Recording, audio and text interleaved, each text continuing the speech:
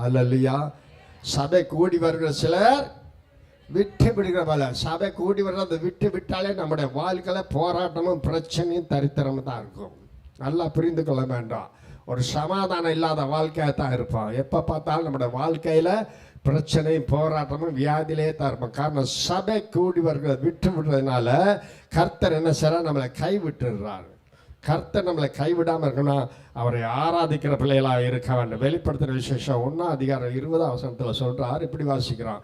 என் வலது கரத்தில் நீ கண்ட 7 நட்சத்திரங்களின் ரகசியத்தை, 7 பொன் குத்து விளக்குகளின் ரகசியத்தையும் எழுதி, அந்த 7 நட்சத்திரங்களும் 7 சபைகள் தூதர்களாக நீ கண்ட இந்த 7 குத்து விளக்குகளும் 7 சபைகளா? 7 சபை பொறுத்து பேசுறா. அந்த சபையெல்லாம் எப்படி இருக்குது, அதெல்லாம் எப்படி கெட்டு போய் இருக்குது, எது ஆவிக்குரிய சபையா இருக்குது, எது செத்து போன சபையா இருக்குது, எது சத்தியம் இல்லாத சபைக்கு பேசுறார். 7 குத்து விளக்கு மத்தியில இருந்து பேசுற கர்த்தருடைய சத்தத்தை நீங்கள் நான் கேட்க வேண்டும். அது சொல்ற அந்த 2:5 சொல்றாரு.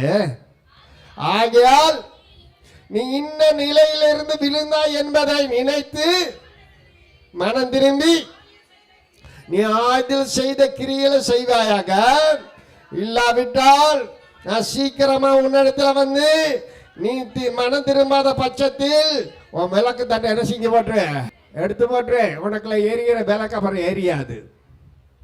ஞாயிற்றுக்கிழமை என்னால் ஆராதனைக்கு போகணும், நான் வேலைக்கு போறேன், அங்க போறேன், இங்க போறேன், ஃபங்க்ஷன் போறேன், விருந்தாடி போறேன், சொந்தக்கார வீட்டுக்கு போறேன். நீ விழுந்து போகாத. நீ மனம் திரும்ப போகுதான். கர்த்தரன் விளக்கு தண்டை எடுக்க மாட்டார். இல்லைன்னா உன் விளக்க தண்டை எடுத்து போடுவாய், நீ சபல போல துன்பப்படுவாய். உன் விளக்கு தண்டை எடுக்காதபடிக்கு ஞாயிற்றுக்கிழமை வந்து தேவனை நீ ஆராதிக்க வேண்டும்.